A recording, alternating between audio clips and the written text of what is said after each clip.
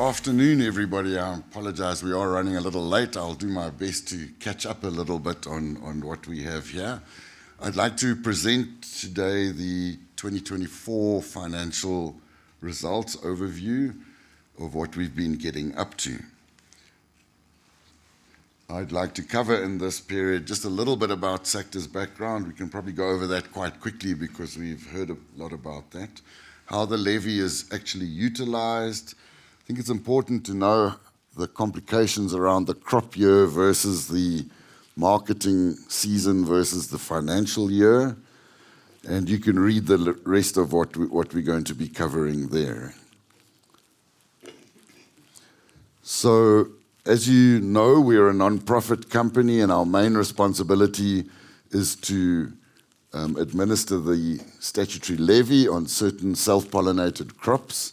So you can see there, we really support the breeding programs of the companies that are participating in the South African market in those particular crops. And then we also support transformation activities mostly through enterprise development, skills development, and then certain socio-economic projects as well. Our financial year runs from the 1st of March to the 28th of February, and our organization and governance is just shown in that diagram quickly. We have a board of directors and a chairperson, and then myself and Sandile, who you will meet just now, the CEO and the transformation manager. We make use of a number of working groups where we thresh out more specific issues and problems. And then overall, we're supported by Agri-Managed Solutions, who provide us with a full service of administrative services, if I can put it that way. Our board currently is 10 people.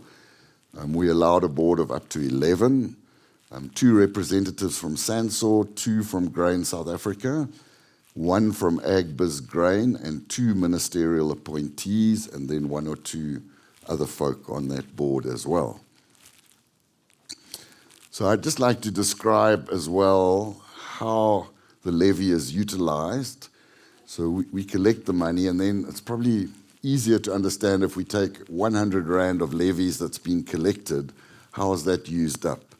So the statutory levy regulation makes provision for a 2.5% commission to be paid to the collectors of the levy, and then the balance of what's left gets split up 80-20 to, well, what's left, we take 20% of that, and that goes directly to transformation. That is also a statutory provision.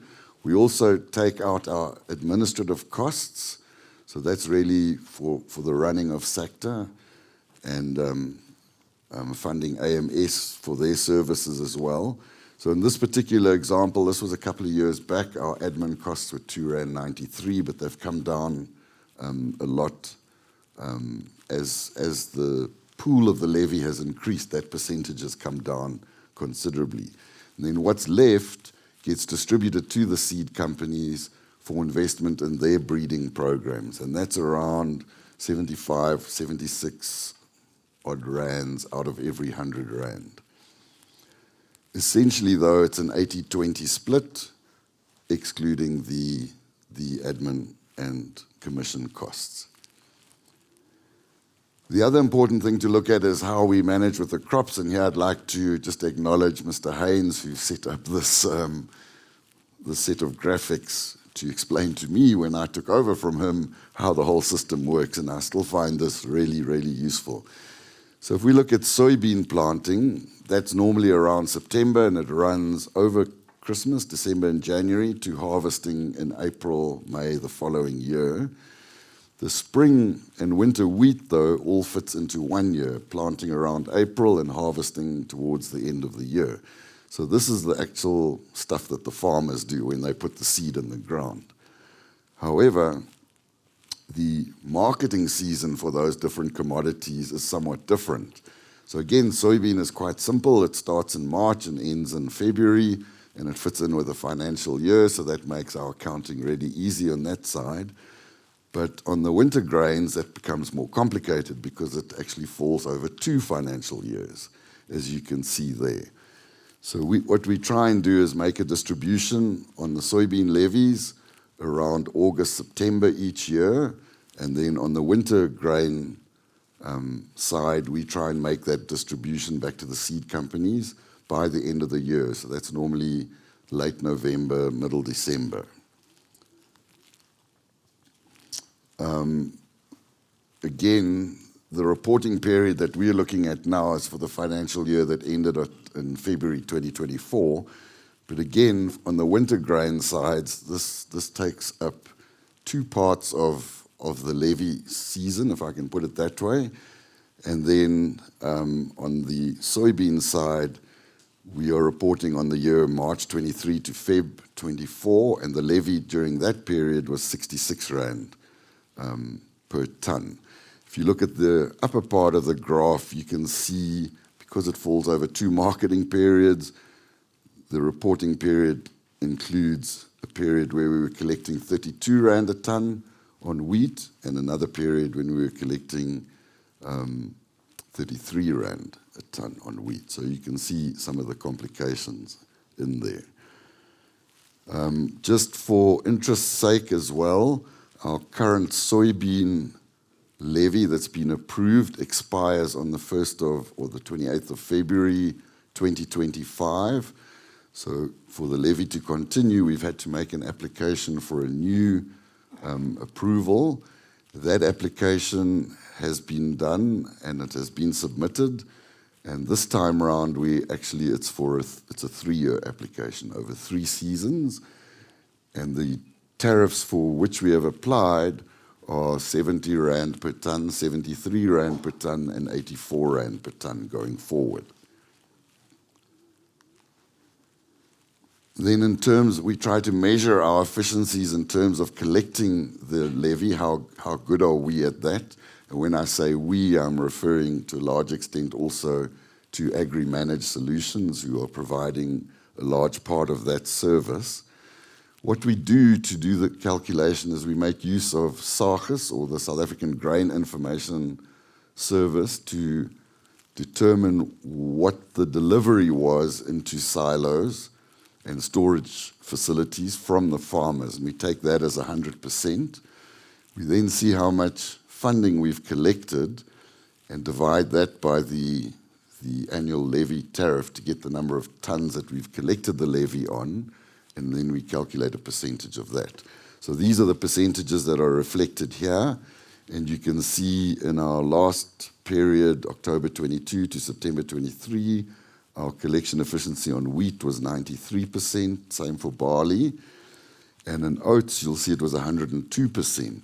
So again, this is not a perfect science because sometimes we collect some of the levy during the new season, or the levy from the previous season in the new season. And so that alters the actual percentages. We're not completely comparing apples with apples.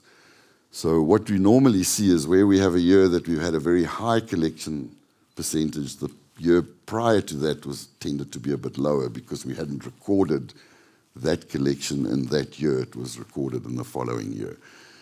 On the soybean side, which is where a lot of the big money is, our collection percentage, as you can see, is pretty good. Lowest has been 92%, but we've managed to edge that up towards 95% for this past period. So our thanks to our partners who assist us in this collection process. Then to look at the gross levy income in millions of rands, the red line there represents the total over the years, and then each of the bars represents what we've collected per crop. So in this last fiscal year, you'll see we have collected 63.6 million on wheat, 12.2 odd million on barley, almost 700,000 on oats, and then on soybeans we've collected just under 170 million. You can see that's a big jump from the previous season. So this reflects the collection on that 2.7 million tonne crop. And as I say, we had a 95% collection efficiency on that, so that generated this quite sizable increase in levy income. Then if we just look at our costs and how that works, so our costs are split really into two portions. There's the commission, the 2.5% that we pay to the collectors. That stays flat, and obviously the bigger the crop and the more we collect, the bigger that volume of monies or funding is concerned. And you can see that in 2023 we spent just under 4 million on commissions, and with the increased crop the past season that went up to 6.1 million. Our internal admin costs also rise a little bit the bigger the crop, and that went up from 4.6 to 4.9 million.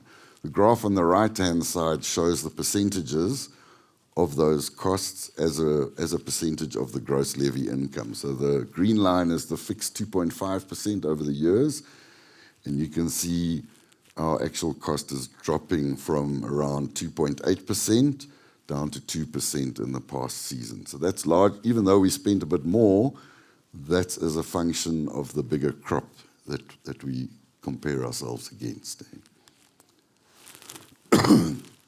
Then in terms of the levy distribution to various seed companies, these presentations will be available to all of you, so don't worry too much about that. But the last winter distribution that we did, you can see that we distributed 53.7 million to wheat companies, 7.9 million to barley breeding companies, 760,000 rand on the oats side, and 45,000 rand for lupins, giving a total of just over 62 million rand on the winter cereal side of things. The previous soybean distribution was 76.9 million rand, and that we made last year in August to the soybean companies. We have had our annual financial statements done, approved and audited, and the fund available for distribution to soybean companies now at the end of August, early September, is 147 million odd rands that will be split up between all the companies according to their market shares.